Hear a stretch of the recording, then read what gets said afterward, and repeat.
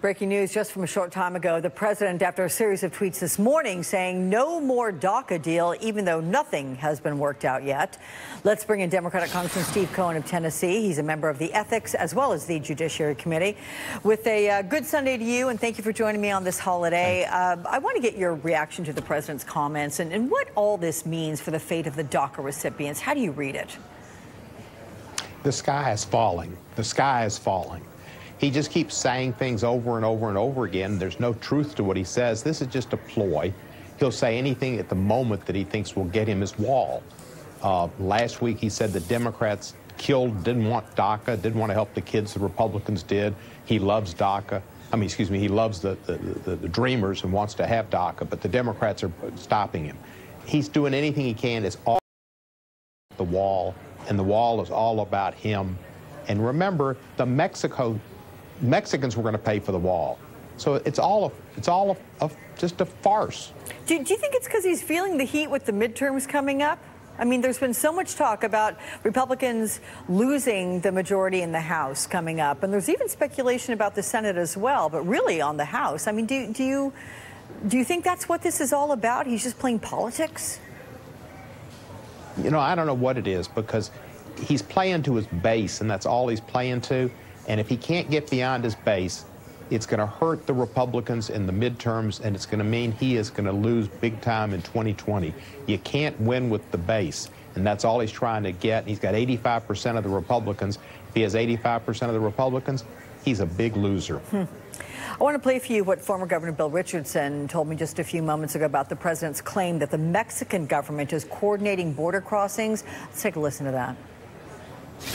The number of right-leaning news outlets have been reporting all this morning about the Mexican government allegedly coordinating border crossings throughout the day. Now, that may be what prompted the president's tweet, but do you believe that could be the case? Immigration from Mexico throughout the border in New Mexico, in Arizona, and California and Texas has declined. They're coming through other means. They're coming underground. They're coming through illegal people bringing them in. So, you know, the facts don't support what he's saying. He's reacting to a television show that maybe is talking about that. Does this make you concerned about what this further means for the already fragile U.S.-Mexico relationship?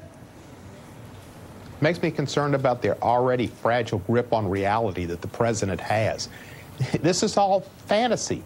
It's either Fox News or it's fantasy. And you know, I watched him on TV talking about the DACA and the immigrant with his arm around his wife. His wife, of course, is a Serbian immigrant who was fortunate enough to be very attractive, come to this country and catch a billionaire, and because of that, she got a Einstein visa grant, and she became a citizen. I mean, it's ludicrous. Her family followed her as well. Let's move now. I want to get your take on Russia. All the diplomatic expulsions we saw on both sides of the Atlantic this week. The president still has not said anything publicly about Russia retaliating, or even the fact that they were testing a wide-ranging ICBM. But my colleagues at NBC News have an exclusive report that the president told his aides not to talk publicly about Russia policy moves. Doing so, Trump argued, might agitate Russian President Vladimir Putin, according to the officials from this report. What is the silence about? Is that it? Worried about upsetting Vladimir Putin? I mean, what do you make of the private versus public posture here? I have no question that the president has financial ties to Russian oligarchs who are controlled by Putin, and they may have other damaging information on him, and the president is walking on eggshells. On Easter Sunday, he's walking on eggshells. He's probably eating borscht. Okay, look. I know you say you have no doubt, but do you have proof of that the president has financial dealings with Russian oligarchs? Well, one of his sons said about 10 years ago, we have heavy influence of money from Russia.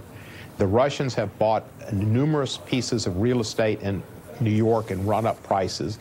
No American bank will deal with it. If it walks like a duck, if it looks like a duck, if it quacks like a duck, pretty clear it's a duck. The Washington Post, as you know, is out with a report on what the last week or so has been like at the White House, with the president basically now calling his own shots because you've got stabilizers like Hope Hicks that have left the White House. Did you feel like any of his actions bolstered your impeachment efforts? Well, I think it was good that the trial in Maryland for emoluments violations is going forward, and we'll get more information about the monies that foreign potentates, foreign governments, foreign officials have given at the Trump Hotel, which he should have gone to Congress to get approval for in the Constitution. The emoluments clause is two parts of our articles of impeachment, domestic and foreign, and now there will be a court with discoverable matter on that issue. As far as his efforts to obstruct justice, originally we were speaking of Comey. He's since, I think, gotten rid of McCabe, and he's also apparently dangled pardons in front of Manafort and Flynn, which is potentially other obstruction of justice. He's trying to put Mueller in a straitjacket, if not fire him. I think that he's in danger, and I think that the impeachment situation is more and more becoming clear to others as we see the connections to Russia with Papadopoulos, with Gates, with other people close to Trump who have been close to Russians and connected to Russian secret intelligence officials. Well, it is a web that is certainly trying to be put together, we know, by Mueller in the investigation. That said, I do want to talk with you about one of the reasons that you're joining us from Memphis, from your home. Yes, it's a holiday weekend on all fronts, but it's also because you're going to help officials there commemorate the 50th anniversary of Dr. King's assassination. And yesterday, I had the pleasure of speaking with Martin Luther King III on this matter, as well as his father's legacy. So I want to play for you part of the discussion. Here it is. My dad wanted to eradicate what he called the triple evils of poverty, racism, militarism, and violence. Obviously, we've not achieved those objectives, so we have a lot of work left to do. But I'm very excited because we see a high school student-led movement to address the issue of guns. We haven't seen that since 1960. When 3,000 kids left the schools of Birmingham and were arrested. So I'm actually very excited. What are your thoughts, Representative Cohen, as this nation prepares to honor Dr. King's life this Wednesday? Well, first, it's a sad occasion, but then it can be hope as well. And that's what this weekend of Passover and Easter is about. It's about freedom from slavery, slavery to freedom, and it's about hope and renewal and new beginnings. This country needs to see Dr. King's dream and realize his speech a year before his death at the Riverside Church about the three isms, materialism, racism, and racism still exist. And with the budget we just passed, more money to defense than ever. That contributes to militarism, and a president who is so stoked on military parades and military people. The disparity in wealth is growing more and more with the tax scam bill that gave $33,000 on average to people who make over $7,000 or $50,000 and $40 to the people at the bottom.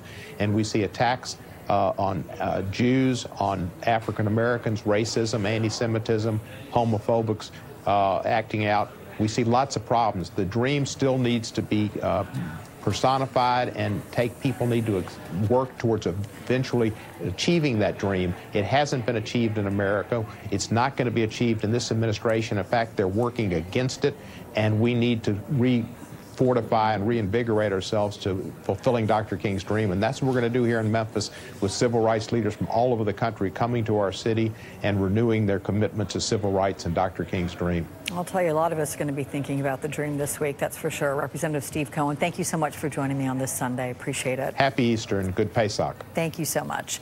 Coming up next.